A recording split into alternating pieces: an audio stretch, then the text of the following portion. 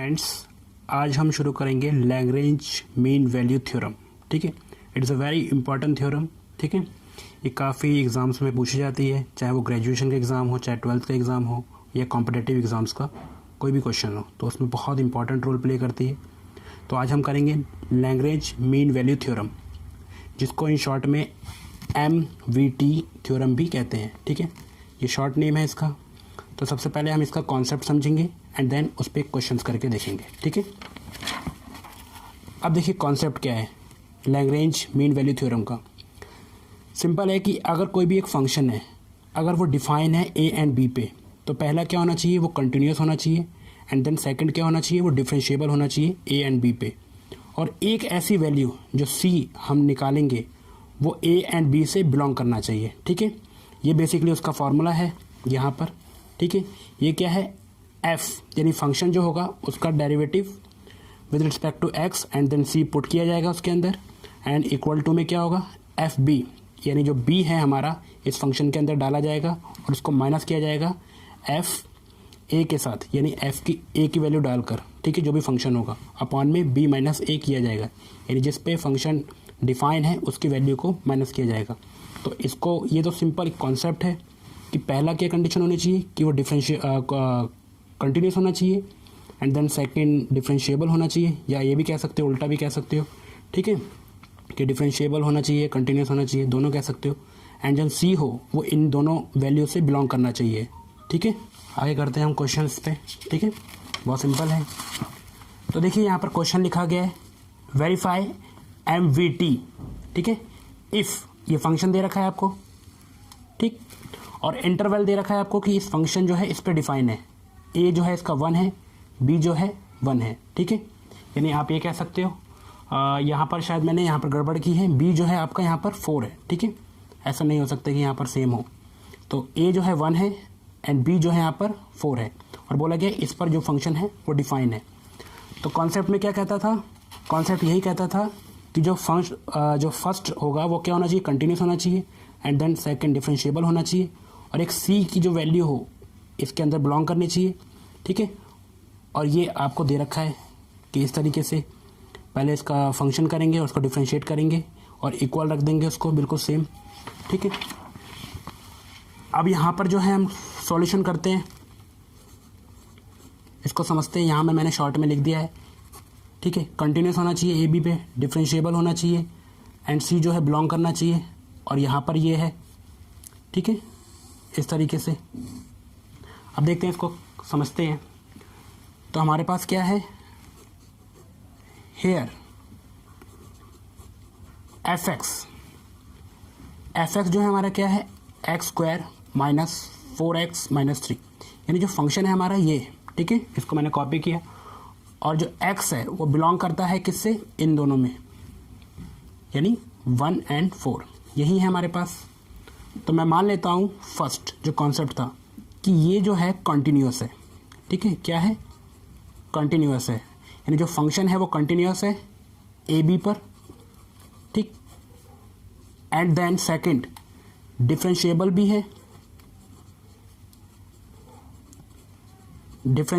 है, A B पर। ठीक, तो यहाँ पर कह सकता हूँ अगर ये दोनों कंडीशन सेटिस्फाई है तो मैं MVT थ्योरम लगा सकता हूँ, यानी मीन, यहाँ पर जो थ्योरम है हमारी, ठीक है, ये वाली लैग्रेंज मीन वैल्यू थ्योरम, इसको शॉर्ट में मीन वैल्यू थ्योरम भी बोलते हैं। ठीक है, तो कंडीशन, ये शॉर्ट में कंडीशन लिखा है of MVT are satisfied on 1 and 4। ठीक है, सेटिस्फाई होना चाहिए, hence there is at least 1 real number, इनमें से एक नंबर होना चाहिए जिसको C कह सकता हूँ, और C बिलोंग करना चाहिए 1 एंड 4। ठीक, अब देखिए मैं यहाँ पर इसको लिख लेता हूँ, F डिफ्रेंशिएट होना चाहिए C पर, और ये मैं यहाँ पर कॉपी कर लेता हूँ। ठीक, और b माइनस a। देखिए, तो सबसे पहले तो ये है कि कंटिन्यूस होना चाहिए ए बी पर, एंड देन सेकंड जो है डिफरेंशिएबल भी होना चाहिए, और जो कंडीशन है तभी सेटिस्फाई होगी मीन वैल्यू थ्योरम लगाने के लिए इस पॉइंट के ऊपर, ठीक है। और सी जो है, जो पॉइंट हम निकालेंगे वो इसके अंदर आना चाहिए, ठीक है। अब देखते हैं।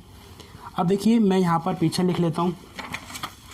अब देखिए, जो मेरे पास फंक्शन था वो फंक्शन क्या था मेरे पास, इस तरीके से था, एक्स का स्क्वायर माइनस 4x माइनस 3, ठीक है। यही फंक्शन था हमारे पास, x square minus 4x minus 3, ठीक है। उसके बाद इसको मैं डिफ्रेंशिएट कर देता हूँ, ठीक है। जब डिफ्रेंशिएट करूँगा तो यहाँ क्या होगा, 2x हो जाएगा, एंड देन ये 4 हो जाएगा और ये 0, ठीक।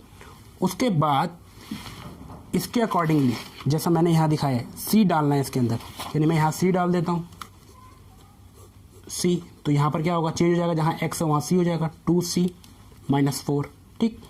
अब मीन वैल्यू थ्योरम क्या कहती है, यानी Lagrange mean value theorem, F C और क्या होना चाहिए, F B minus F A B minus A, ठीक। तो अब देखिए, ये मैंने निकाल लिया है। अब मैं निकाल लेता हूँ एफ बी। यहाँ डिफ्रेंशिएट नहीं है, सिर्फ नॉर्मल इस फंक्शन के अंदर जो है इसमें डालूंगा मैं बी, और बी मेरा क्या है वहाँ पर, अगर आपको मैं कहूँ तो बी मेरा यहाँ पर है 4, ठीक है। तो मैं यहाँ पर F4 डालूँगा इसके अंदर, ठीक है। तो डायरेक्ट डाल देता हूँ मैं, 4 का स्क्वायर माइनस 4, एक्स क्या है यहाँ पर मल्टीप्लाई में, तो 4 माइनस 3, देन इसको सॉल्व किया तो कितना आएगा, 16 माइनस 3। तो इसको ओवरऑल सॉल्व किया, ये तो कट गया इससे, तो केवल आया -3, ठीक है। अब एफ ए निकाल देता हूँ मैं, ठीक, एफ ए। अब एफ ए कितना है वहाँ पर, जो हम पीछे करके आए थे, यहाँ पर है 1, ठीक। तो मैं यहाँ पर F1 डाल देता हूँ और क्या कर देता हूँ, 1 का स्क्वायर माइनस 4 और x की जगह 1 डाल देता हूँ और -3। तो ये 1 और ये -4 और ये 3। जब इसको सॉल्व करूँगा तो देखिए माइनस माइनस प्लस हो जाएगा, यानी 7 + 1, यानी यहाँ पर जो आएगा ये वैल्यू आएगी आपकी इस तरीके से 6, ठीक है, -6, साइन माइनस का रहेगा, एंड देन इसके अंदर मैं पुट कर लेता हूँ इस वैल्यू के अंदर, तो क्या होगा, F C F B F A और बी माइनस ए, ठीक। इसको मैं ऐसे लिख लेता हूँ। एफ सी मेरा कितना आया यहाँ पर, एफ सी आया है मेरा 2c -4 और एफ बी कितना आया है मेरे पास, एफ बी केवल, तो मैं कहूँगा -3 माइनस डालकर, फिर एफ ए कितना आया मेरे पास, -6 अपॉन में बी माइनस ए, यानी बी कितना है मेरे पास, जो बी है यहाँ से मैं देख लेता हूँ, बी है मेरे पास यहाँ पर 4 और ए है 1, तो यहाँ पर 4 - 1, ठीक है। ये समझ रहे होगे आप कि मैंने क्या किया है, इस वैल्यू को मैंने लगाया है, ठीक है। ये मैंने डाल दिया यहाँ से एफ सी यहाँ पर, ठीक है, एंड देन एफ बी जो है मैंने निकाला था -3, तो मैंने यहाँ लिख दिया, माइनस करके एफ ए जो है मैंने यहाँ -6 करके लिख दिया। जब इसको सॉल्व करूँगा तो कितना आएगा, -3 एंड देन +6 अपॉन में 3। जब इसको सॉल्व किया तो ओवरऑल आपका आ जाएगा 3, ठीक है, या फिर यानी यहाँ पर आ गया आपका 3, ठीक है, और अपॉन में 3। जब इसको सॉल्व किया तो आया 1, ठीक है। यानी आप ये कह सकते हो ये आया 1 और किसके इक्वल रखना है, 2c - 4 के इक्वल। मैं यहाँ कर लेता हूँ बाकी क्वेश्चन, ठीक है। तो क्या आ गया, 2c - 4 इक्वल टू क्या आ गया, 1, ठीक है, पॉजिटिव का 1 आया।